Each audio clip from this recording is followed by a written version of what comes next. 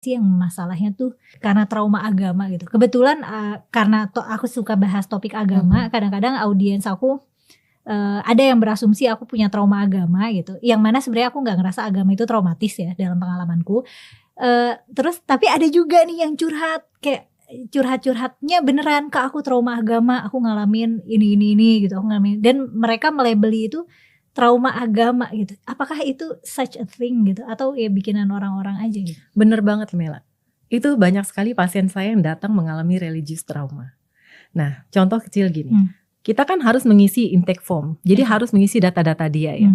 Giliran agama dia kosongin. Itu beberapa anak ada tuh, saya tanya, agama kamu apa? Dia gak mau ngomong, dia diem aja. Akhirnya dia jelasin, gini loh dok, saya juga gak tahu agama saya ini apa dok. Karena saya bingung mau ngikutin orang tua saya. Ini ada yang dari Muslim, ada yang dari Kristen, berbagai macam, Buddha pun ada, semua agama. Banyak saya menemukan anak seperti itu. Kenapa? Jadi begitu saya membuat kesalahan di rumah dok, orang tua saya ini marah dengan menceramahi saya dengan membawa ayat-ayat agama yang ada. Wah kamu nanti kalau begini, kamu akan begini-begini, lihat ayat ini mengatakan seperti ini, seperti ini. Dan itu bosen sekali saya dengar dok. Tiap marah orang tua saya ngomong seperti itu. Tapi saya lihat kelakuan orang tua saya nggak mencerminkan seseorang yang beragama dengan baik.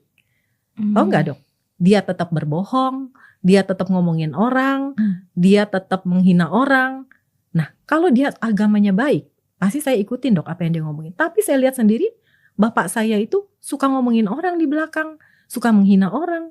Nah menurut saya ini bukan suatu agama yang baik dok. Jadi menurut saya ngapain saya mengikuti ajaran agama yang dia berikan, sementara ternyata dia sendiri tidak melakukannya.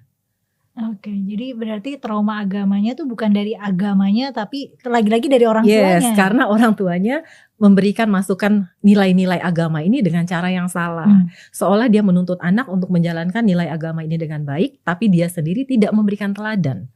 Sedangkan kita tahu anak itu adalah peniru ulung. Dia akan lebih mudah menerima teladan-teladan yang kita berikan daripada teori-teori yang kita berikan. Sehingga kalau kita cuma bisa berteori tapi teladan yang kita berikan gak ada, ya bagi dia itu nol banget, gak ada gunanya. Kamu ngomong sampai capek pun saya akan berubah. Malah jadinya lama-lama dia jadi muak ya? Iya malah muak, jadinya untuk apa agama yang kamu sebutkan selalu seperti itu?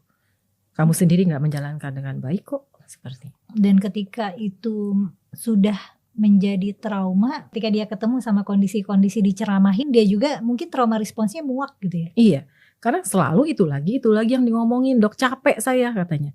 Kadang-kadang saya mau curhat aja sama bapak, saya tuh gak berani. Kenapa? Karena kalau diceramahin ya bawanya agama lagi dok, semua ke agama lagi. Tapi saya tahu bapak saya itu orang pemarah, orang yang kasar, orang yang suka ngomongin orang. Lah begitu kok ngomongin agama dok, gitu. Jadi itu yang membuat trauma pada dia.